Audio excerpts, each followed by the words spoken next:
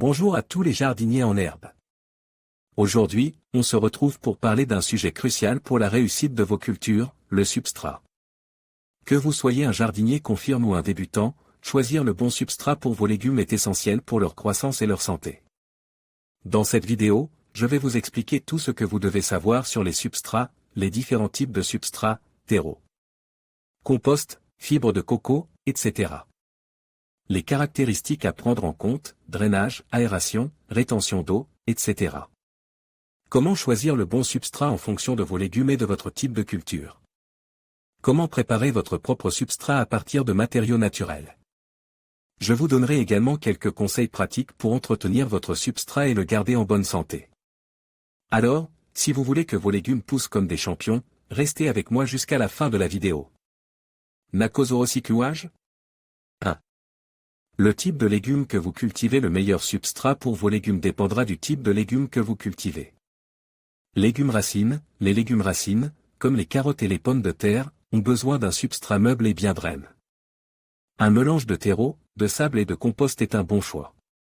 Légumes feuilles. Les légumes feuilles, comme la laitue et les épinards, ont besoin d'un substrat riche en nutriments et qui retient bien l'humidité.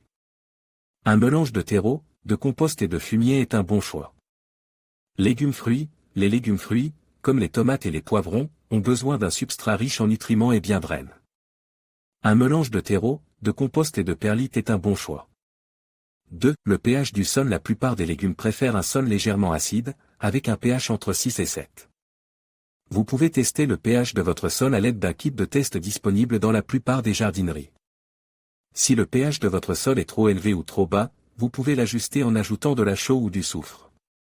3. La texture du sol. La texture du sol fait référence à la taille des particules qui composent le sol.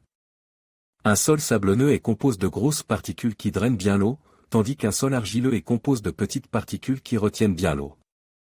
La plupart des légumes préfèrent un sol limoneux, qui est un mélange de sable, d'argile et de limon. 4. La matière organique. La matière organique est essentielle à la santé du sol. Elle améliorerait la structure du sol, la rétention d'eau et la fertilité. Vous pouvez ajouter de la matière organique à votre sol en ajoutant du compost, du fumier ou des feuilles mortes.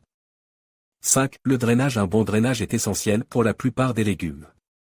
Un sol qui ne draine pas bien peut entraîner la pourriture des racines.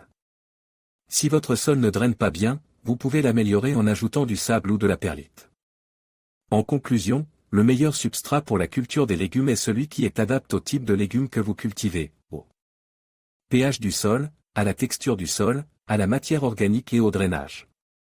N'hésitez pas à me poser des questions si vous avez besoin de plus d'informations.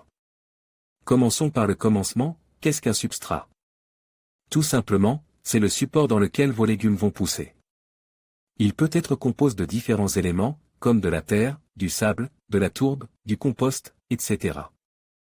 Le choix du substrat est crucial pour la réussite de votre culture, car il va influencer la croissance et la santé de vos plantes. Il existe une multitude de substrats différents, chacun avec ses avantages et ses inconvénients.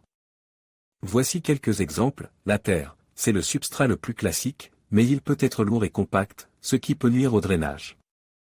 Il est important de bien l'aérer et de le mélanger avec d'autres éléments pour l'alléger. Le sable est un bon choix pour les plantes qui aiment les sols légers et drainants, comme les tomates et les poivrons. Cependant, il ne contient pas beaucoup de nutriments, il faut donc le fertiliser régulièrement. La tourbe est un substrat léger et aéré, riche en matière organique. Elle est idéale pour les semis et les plantes qui aiment les sols humides, comme les laitues et les épinards. Le compost est un excellent amendement pour le sol, car il est riche en nutriments et en matière organique. Il peut être utilisé seul ou mélange à d'autres substrats. Le choix du substrat dépend de plusieurs facteurs, notamment, le type de légumes que vous souhaitez cultiver. Certains légumes, comme les tomates, ont besoin d'un substrat riche et drainant, tandis que d'autres, comme les laitues, préfèrent un substrat plus léger et humide. Le climat, si vous vivez dans une région chaude et sèche, vous aurez besoin d'un substrat qui retient bien l'humidité. Si vous vivez dans une région froide et humide, vous aurez besoin d'un substrat qui draine bien. Votre budget, les substrats peuvent varier en prix, du plus abordable au plus cher.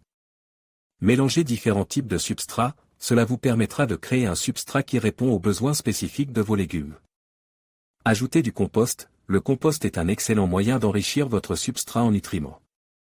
Aérez votre substrat, cela permettra aux racines de vos plantes de respirer. Arrosez votre substrat régulièrement, le substrat doit être humide, mais pas détrempé. En suivant ces conseils, vous pourrez préparer un substrat idéal pour la culture de vos légumes.